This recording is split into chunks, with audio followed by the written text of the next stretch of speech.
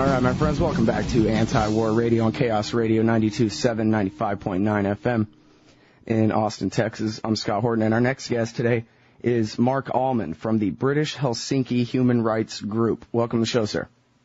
Hello.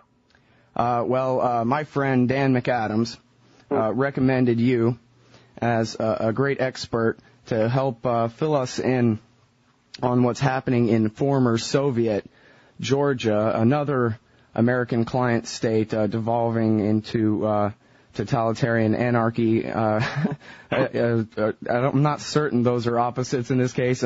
Violence in the streets led by the state there, and just as is going on in Pakistan. I don't know whether Georgia's getting all the headlines, but anyway, Dan McAdams said you were the guy to go to fill us in on what's going on there. Yeah, well, I think your description is in a sense right. You have often behind the scenes of an authoritarian regime, you actually do have chaos, because what's really happened is, your listeners will remember probably 4 years ago there was great excitement that a new government of lots of people in their mid-30s coming to power who were going to make a big change. They were going to adopt Western-style democracy, market reforms, they would join NATO, they would be a bulwark of the West against Putin's Russia and perhaps even against Iran to the south. Oh, yes, the Rose Revolution. Indeed, the Rose Revolution. Well, the rose turns out to have thorns, and it scratched quite a few people. And one of the background to this current crisis really is that the generation that came to power, if you like, the Generation X of the Caucasus, fell out with each other. And part of the tragedy of a place like Georgia is that it's a country that started out poor with the end of communism. Communism didn't help, but it's got much poorer since 1991. So the pie has shrunk, and of course the battle to control the pie, to keep your share at the size you think it should be, has become all the more vicious over the last 17, 18 years. And youthful, energetic politicians are perhaps even more ruthless and go-getting when it comes to fighting for what they think should belong to them. And unfortunately, ordinary Georgians have lost out in the process.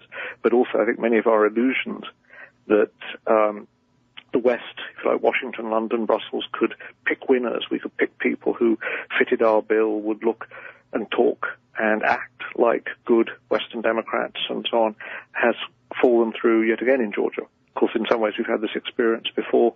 In 1991-92, we thought that Edward Shevardnadze, the old Soviet foreign minister, would be the ideal person to lead his native country, into the uplands where the honey flows forever of the market economy and Western allegiance. But that went sour in 2003, and we then found these new guys to come in. New guys to us, but in fact people who'd been junior officials under Shevardnadze. The new president then was his Minister of Justice. He himself said the way to take power in a place like Georgia is to burrow from within. And now, when you say we, you mean Western governments? Yeah.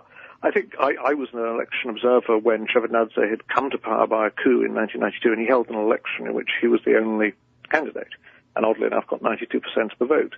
That's pretty good. And the official Western observers, the diplomats, the people that were sponsored by both the US government then and the West European governments, all were perfectly happy with this sham election. I mean, what kind of election is it where you don't even have token opposition? Later on, Shevardnadze allowed token opposition. He still won, but he had 2 or 3 token candidates against him. And we backed this regime. We then tried to subsidize it. No doubt some people thought that we would be able to bring it to adopt what seemed to be the right wise policies. And although Georgia was admitted to things like the World Trade Organization, it sort of ticked all the boxes on the form. The reality has been tragically that what was once one of the richest of the Soviet republics, where people had, by communist standards, quite an easy life, it's a very naturally fertile country, has got poorer and poorer, even as Western experts sitting in Washington and London have said, but it passes laws that meet all our requirements. They seem to say all the right things. They want to join all the right clubs. We've ignored the reality. There's this huge gulf between the poverty, the oppression, the corruption on the ground, and their public relations, if you like. And now, this Rose Revolution, this was 2003, 2004? Yeah. And what really happened was that Shevardnadze's government had become so unpopular and so corrupt, and his family were really taking what was left of the pie, that he alienated some of his own supporters. Ordinary Georgians were very angry. And in some ways, he was perhaps beginning to drift back towards Russia. And that's when I think Western governments decided that we should look for somebody new. Shevardnadze was in his late 70s. He couldn't go on forever. And also George Soros, ironically, who's often seen as the sort of big opponent of George W. Bush in the States. But when it comes to abroad, the two Georges, George W. Bush and George Soros, often see eye to eye. George Soros put a lot of his money from his so-called Open Society foundations behind the opposition in Georgia, people that he had trained up already for the revolution or the coup, if you like, in Serbia in 2000 against Milosevic, people who had been involved in various so-called democracy training programs, where they're very often how to organize a revolution in the streets. They trained the people from Georgia, funded in part by George Soros's money, funded in part by USAID money and so on, part by European Union sponsorship. And we were giving this money to the opposition to Shevardnadze. We were also taking away the foreign aid that he had depended on, so he couldn't pay his police. And when it came to it, the police weren't prepared to suppress demonstrators when they're badly paid or not paid at all. If we come forward to what's been happening in the last few days in Georgia, we see a very different police from the police with their primitive riot shields and so on under Shevardnadze. The Robocop-style police that Mr. Saakashvili, his successor, has is very impressively equipped with the latest U.S. crowd control technology, with riot gear provided by the Finns and the Turks. And what is strange to many of us is that if you see in Georgia the police, they all have signs saying in English, police. It doesn't say it in Georgian. When they seal off radio and television stations to prevent access to them, they put up signs saying police line don't cross. Now, can you imagine if we suddenly had to read the Georgian alphabet on our police lines or on our police equipment? We would feel that we were somewhat in an occupied country. But certainly Western taxpayers' money has gone to funding and equipping Mr. Saakashvili's army, but also his police, his crowd control, in a way that his predecessor lacked. Okay, now, his defense minister has made these accusations of political murders and so forth, and then I guess the story was he recanted, but then he recanted his recantation and said, well, I was in jail when I recanted. Mr. Saakashvili was one of the big Rose revolutionaries, and he comes from Stalin's hometown of Gori, and that was a place where there had been a history of smuggling across the border to Russia into a breakaway area called South Ossetia. And originally, Mr. Saakashvili was presented as the sort of Elliot Ness of Georgia. He was a crime-busting prosecutor who was really going to bring back law and order. And a lot of the people who helped Mr. Saakashvili, his buddy, to power in 2003 were actually from Gori. They assembled at Stalin's statue, one of the big statues of Stalin that's still there, and they marched on Tbilisi. But they also happened to be the smuggling mafia. And contrary to a lot of what we were told in the West, what we really got with the fall of Shevardnadze and the coming to power of these new guys was simply, a change of generation within the mafia, rather than, in my view, rather than a fundamental political change. In the last year or so, these two guys, Saakashvili, Saakashvili, have fallen out, and Mr. Saakashvili made very serious charges. Yours is probably a family program, so I won't repeat all of them, but basically he accused the president of murder, embezzlement, corruption, cronyism, and so on, demolishing churches in order to put up buildings for his own profit and this sort of thing. And whatever the truth of this is, if, shall we say, for the sake of argument, Dick Cheney suddenly got up one day and said George W. Bush is guilty of a whole host of crimes, even if it wasn't true, it would tell you there's something deeply rotten at the heart of the government. Right, yeah. I think part of the problem may be that all these people are accusing each other of things that are true, and that's how deeply corrupt the place has been, and what a gulf there is between the way it's been presented as a model, people like the Cato Institute going on about it being a model of free market reform. Yeah, and exactly. the practice, the reality. Well, I remember right after September 11th, they said, well, this is going to be worldwide in 60 countries, and we're going to have to go to the Philippines, we're going to have to go back to Somalia, and we're going to have to go to former Soviet Georgia. There's a bunch of Al-Qaeda guys there. And I remember thinking, Al-Qaeda guys in former Soviet Georgia, well, that's the first I heard of that, and we got to send in American soldiers, huh? Now, there aren't still Americans in American troops in Georgia, are there? There are some American troops who are training the Georgian army. Whether to fight Al-Qaeda is a different matter. Ironically, the one problem, I met a couple of years ago a American soldier who was helping with the training of the Georgians, and he said it was very frustrating because in the morning a guy would turn up to be trained to use some sophisticated piece of NATO equipment, but the next day his cousin would arrive. Because it's very well paid to be in the Georgian army now, and so you have to divide it up amongst the family because they don't have any work. And so a lot of the beefed-up Georgian army is perhaps not as effectively trained as is often claimed because, as I say, you're getting a rotation of people turning up for the training and getting the daily pay. Yeah. But there is a risk that with the present government is very frightened by the opposition. Its main card that it can play is to say, if you get rid of us, the wicked Russians will come back. And they do have these two areas in the north of the country, Abkhazia and South Ossetia, that broke away from Georgia, now back in 91, 92.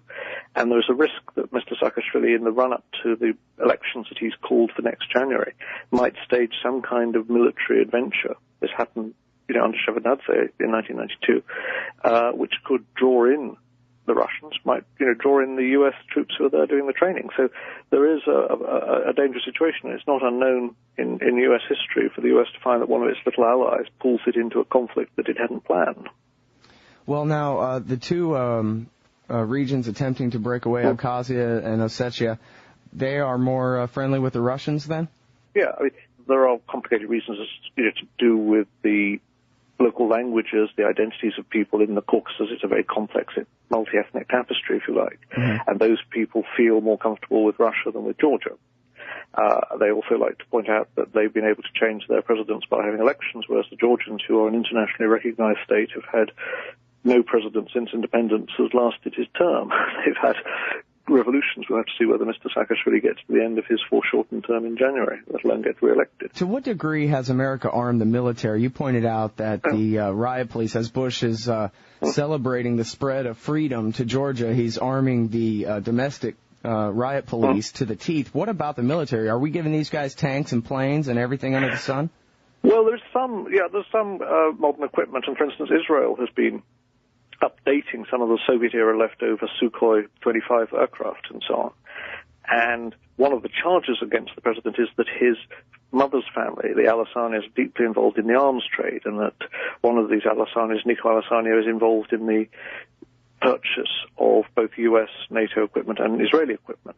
And what happens, it is alleged, is that the West helps to subsidize the Georgian budget. More than a quarter of it goes on defense. But a lot of this money gets siphoned off somewhere between the buying of the new Israeli avionics, shall we say, for the Sukhoi 25s, and what actually gets into the plane. Mm-hmm. And so I think one of the dangers will be that on paper the Georgian army's been beefed up in the last 4 years, but I wouldn't trust it to be as powerful as it is on paper. And yet that image might lead President Saakashvili to do something foolish. Mm-hmm. A lot of Georgian troops are in Iraq at the moment. When the British go, the Georgians will be the next biggest contingent after the US one. It's only about 1,000 or so. But again, that's a problem for Saakashvili, that perhaps 1,000 best trained of his troops are at the moment in 600 miles from his country, which is quite close to Iraq. It's only across from Turkey, but nonetheless, they're not on the scene for him. Okay, now if America is not in Georgia to fight al-Qaeda or to spread freedom, what's this all about? Oil pipeline routes, I suspect? Well, sadly, I think oil does play a big role. I'm sure in many ways there was just the assumption that if, who we approved of must want to be good and democratic. That's, I think, turned out to be an illusion. And we're left with the oil pipeline route from the Caspian Sea, from Baku in Azerbaijan, that runs through Georgia to the port at Batumi on the Black Sea, and then into Turkey. And this is an old route. At the time of the Russian Revolution, 90 years ago, the British discussed whether we should help Georgia become democratic or not, and the British Foreign Secretary Balfour said, I'm only interested in the railway from Baku to Batumi and the oil trains that come between the two places. We can leave the natives to slit each other's throats if they want to. We pretend to be more concerned about nation building and democracy building today, but if there wasn't a pipeline route, if there wasn't a geostrategic competition with Russia and Iran, just a few hundred miles away, I don't suppose we would have had the boosterism for Saakashvili. I don't suppose we'd have seen George W. Bush go to Tbilisi and make a speech about the progress towards democracy and so on, which in retrospect sounds over-optimistic. Well, and it doesn't seem to be a very good policy to install these strongmen and back them. It seems like if they actually pushed for democracy to some degree, to let the people have at least the feeling of self-government, that these puppet governments could last a little longer. Instead, we prop them up as authoritarians, and then they fall right over. Yeah, I think there is the danger that many people in the old Soviet Union, not just in Georgia, 20 years ago, you would never meet anybody there who's anti-American, anti-Western. There was great optimism about the end of the Cold War. There was great belief if only you could get rid of one-party communist rule somehow or other, we would be very generous to them. If you like, the West in general would do for them what the United States did with the Marshall Plan for West Europe after the war. They would all be helped to have both prosperity and democracy. Now, almost 20 years on, people see those get poorer. And people are much poorer than they were under communism when they weren't rich to begin with. And they also see themselves in some way less free than they were 20 years ago because you have much more hands-on brutal violence in order to control societies than you had in the later period of the Soviet Union. Obviously, under Stalin, there was terrible violence, but by the end of the Soviet Union, it was not nearly as repressive as it had been. But in order now to create new regimes that want to hold it for power, they very often use very extreme violence. Torture is commonplace in Georgia, and not only in Georgia. The prison conditions are terrible. The prisons are terribly overcrowded, and things like TB are rife. In some prisons, every prisoner has tuberculosis. Now, this is a terrible state of affairs.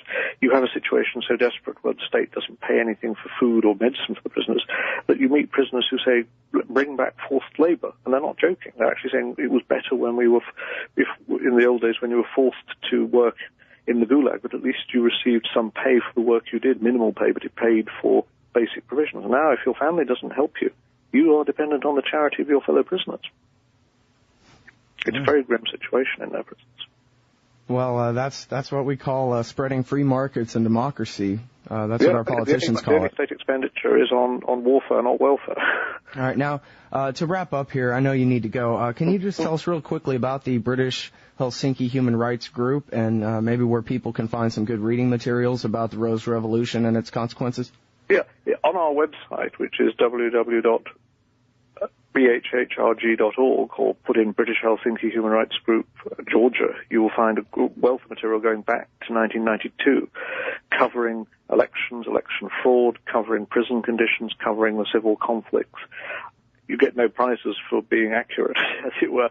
You often suffer from being prematurely correct, so that people who loved Shevardnadze denounced as being critical of Shevardnadze, then people who shifted to saying that Saakashvili was going to make life heaven on earth for Georgians said, how can you possibly compare him with that wicked Shevardnadze?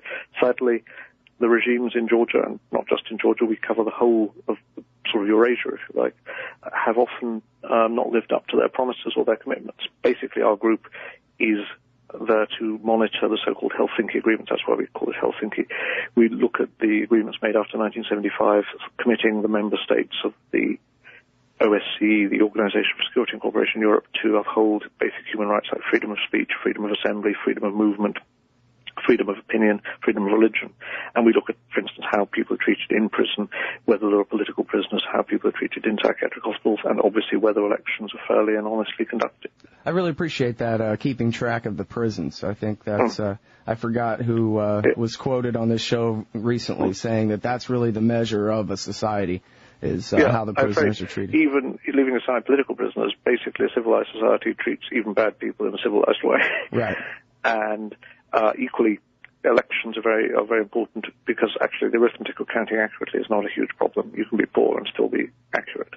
Ironically, the only two countries that don't allow election observing in this 58-member international body are the United States and Britain. Maybe the Russians try to control it and limit it, but they do at least allow people in to observe the voting and the counting, whereas in Britain we don't even allow anybody in because we're the mother of parliament, but maybe also the mother of election frauds.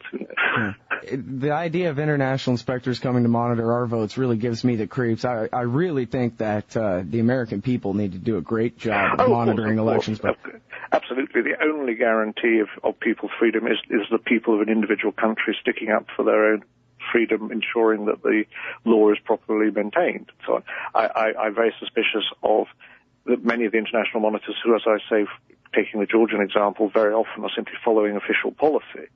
But after all, they're mainly diplomats. They are people, as we know, who are sent to lie abroad for their country. Right. And so I don't think one should take too seriously the international election observers because all too often they are simply mouthing what official policy is. Right. There is a problem, if you like, if you watch CNN or the official mainstream media. They tend to talk about election observers as if they're physicists in a laboratory or something, as though they're scientific men in white coats, utterly objective. Whereas, unfortunately, all too often, they are employees of a State Department or a foreign ministry who wouldn't keep their jobs very long if they departed from the minister's policy. Well, I would think that private groups doing election monitoring at least would have some more accountability as to your accuracy. Is that right? Well, yeah, certainly. And also, thankfully, we don't have a political effect in the sense that we are not suddenly turning on or off international aid, turning on or off the guns.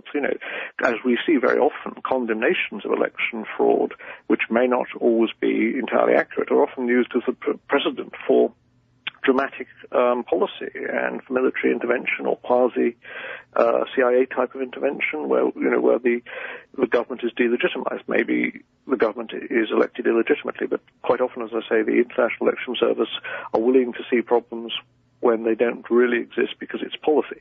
Take Georgia, for instance. Ironically, in Georgia, the international official election observers, the State Department-sponsored groups, were prepared to turn a blind eye to the most terrible, crude, obvious frauds because it was good to have Shevardnadze, a great man who had led to the end of the Cold War, in power.